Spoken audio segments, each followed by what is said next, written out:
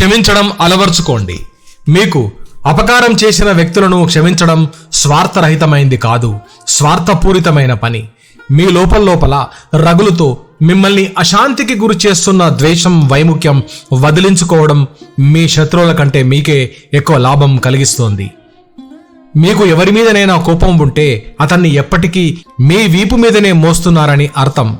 మీ శక్తి, ఉత్సాహం, మనశ్శాంతి అన్నింటినీ అతను పీల్చిపిప్పి చేస్తాడు. అలా కాక అతన్ని క్షమించిన మరుక్షణం మీ వీపు మీద నుంచి అతను తొలగిపోయి మీరు మీ జీవితాన్ని హాయిగా కొనసాగించుకోగలుగుతారు.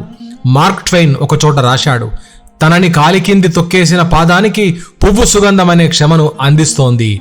క్షమించడానికి గొప్ప మనోనిబ్బరం, ధైర్యం కావాలి. అది మీ జీవన ప్రమాణాన్ని కూడా పెంచుతోంది. మనకు అపకారం చేసిన వారిని గురించి ఆలోచించిన ప్రతి క్షణం మనం చేయగలిగినంత మరింత మంచి పని నుంచి మనం ఆ క్షణాన్ని కోల్పోయినట్టే.